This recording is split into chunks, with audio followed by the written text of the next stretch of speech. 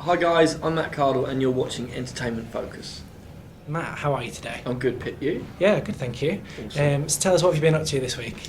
This week I've just been finalising stuff for the album, and finalising the tracks. I've chosen all the tracks for the album and just starting to hit the publicity train. It's been exciting so far? Oh, it's been brilliant. I mean, it's weird. It kind of reminds me of what happened last Christmas, early this year. But it's about my album now and my songs, which is great. So your debut single, Run For Your Life, saw a short clip of it yesterday on BBC Breakfast. Tell us a bit about the track. Obviously, it was written by Gary. He sent it through right at the end of the writing process. I thought we had the album in the bag really, and I'd co-written the whole album, and then he sent it through, and I just connected with it straight away. I mean, I've been trying to write that song with that sentiment for a long, long time.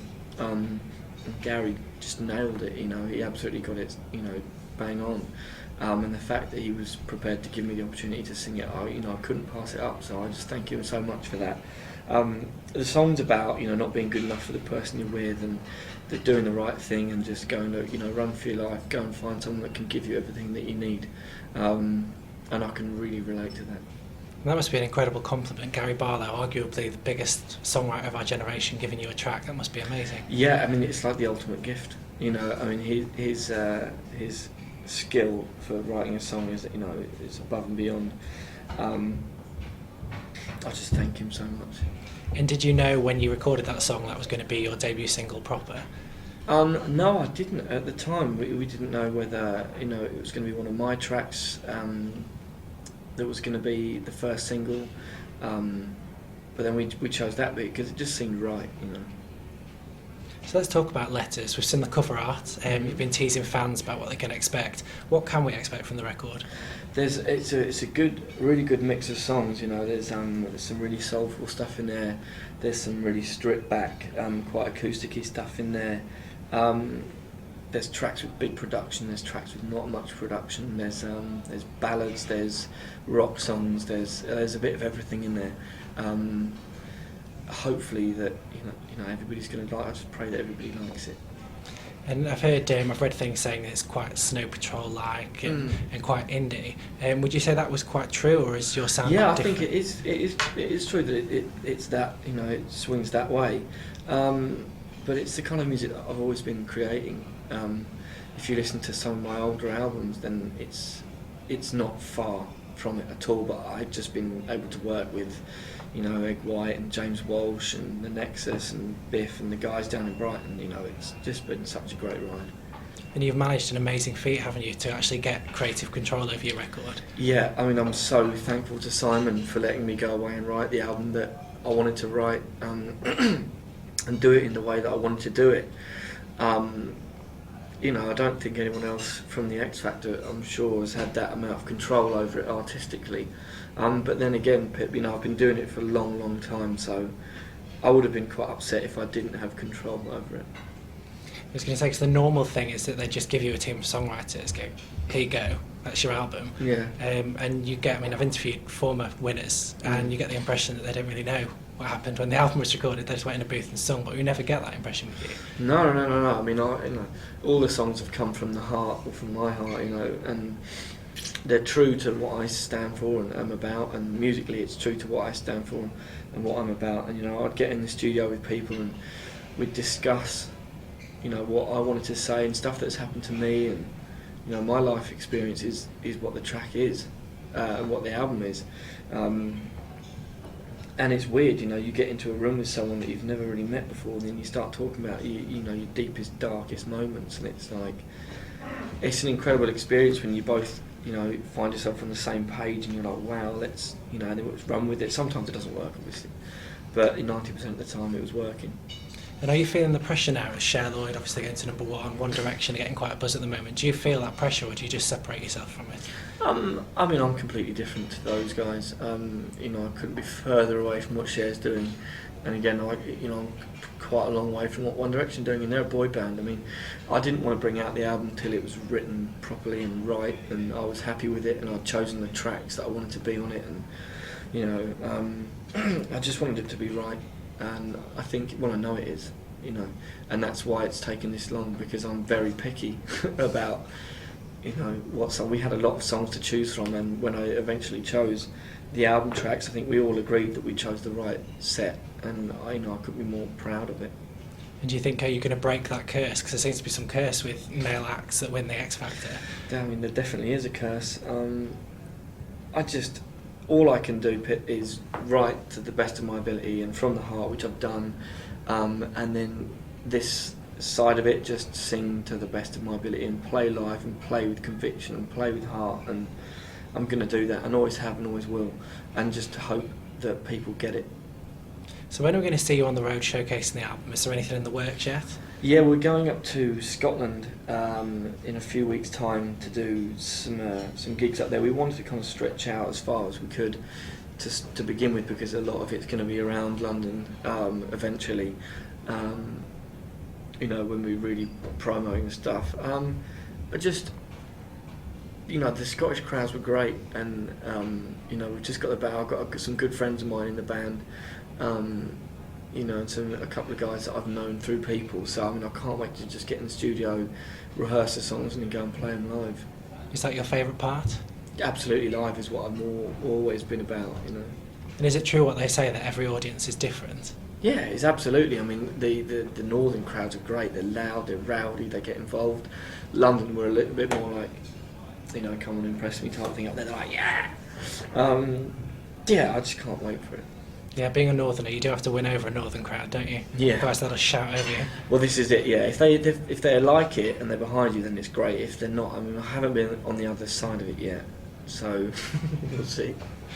So what's your favourite song from the record? Is there anything that you've written that you just think is just head and shoulders above everything else?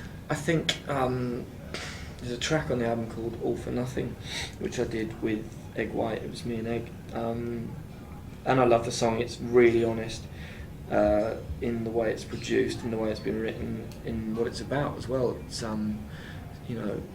it's about when you're in love with someone or something, and you just want it to be there, and you want it to be safe, and you want no harm to come to it. And there's a line in it that says, "With the blessing comes the worry," and it's true. You're blessed with having a family, you're blessed with meeting a girl that you love, you're blessed with having a child, but and then you worry about them. You worry about their safety, you worry about their health, and all that kind of stuff. And it's just a kind of praying to some type of God that just keep them safe, and make sure they're all right, because I want them around in my life. And I can relate to a lot of people as well. One of the things I wanted to ask you about is last year's X Factor. It seemed to reach a bit of a pinnacle with last year's in terms of the media spotlight, and you seem to be somebody that's quite a private person and wants to focus on the music. How hard was it to just read utter rubbish about you for months on end? It's funny, some of the stuff that I was reading that I'd apparently, some of the stuff I read that I'd said it, and I had learned quite quickly that you can say something to someone with a smile on your face and giggling, and it's all in jest, but then when it's written down in a tabloid in black and white, it's very different. You're like, wow, that's not how that looks. And yeah, some of the rubbish that they were coming up with is just funny. Someone sat there and it's come from someone's head in the press. They're like, what could we say happened? That would be funny, and they write that, and you're like, that never happened. But well done. That's quite a good imagination you got there. Is there any that stuck in your mind that were just absolutely ridiculous? I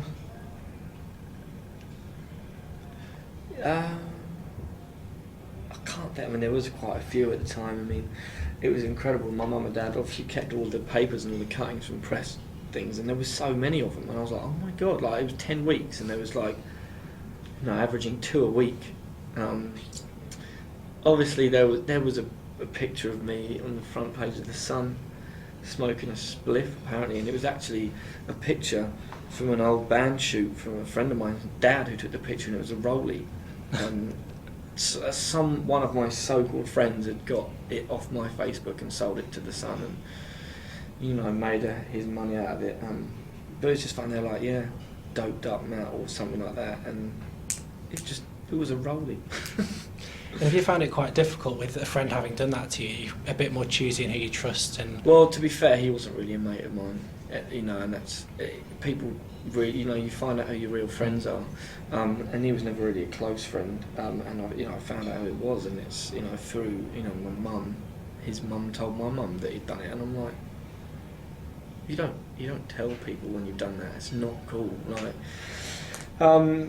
But yeah, I mean, it's a real tight-knit group of close friends that that don't mind me not being around, and don't mind me not being in touch as much because I'm so busy and my mind's full of the album and the songs. But then there's that circle of friends just outside of that who've got your number, and they they'll call you up all the time and say, oh, you've changed, and I was like, oh, we never hung out anyway, like, why do you want to hang out? Some people, the last time I saw them, they were punching me in the face outside a kebab shop. And now they've got my number, and they're like, hey mate, how's it going? I'm like, what? Like, fuck off. But there we go. Yeah, it's people for you, isn't it? It's people. Social media as well for you. People. I don't know. How do you find social media? Because you're an active tweeter. I'm not great with Twitter. I love the fact that I've got people on there supporting me so much. It's amazing. And I've got over 400,000 followers now, and I think that's incredible. I thank everyone so much. But now the stuff's going on, I can tweet, but they were like, why aren't you tweeting? Why aren't you tweeting? But like, there's only so many ways you can say, in the studio, again, writing songs, again, great track. If you come out and tweet every day, oh, another great track, another, it's like, it gets boring. And like, I'm not the kind of person who's like tweeting about what I had for breakfast, or tweeting about what I should get from the petrol station. It's like, if I've got something interesting to say, like like I'm doing this, I'll tweet about this, and I'll tweet about the fact that I'm on the way to a gig or how the gig was, and then I'll be tweeting. But it's just been a bit of a quiet period. Yeah, there's an expectation on Twitter, isn't there? You'll respond to everything because you're there all the time, which is just ridiculous. And the people are like, please follow me, and like the things with Twitter and direct messages, if you follow someone, it's almost like they've got your number.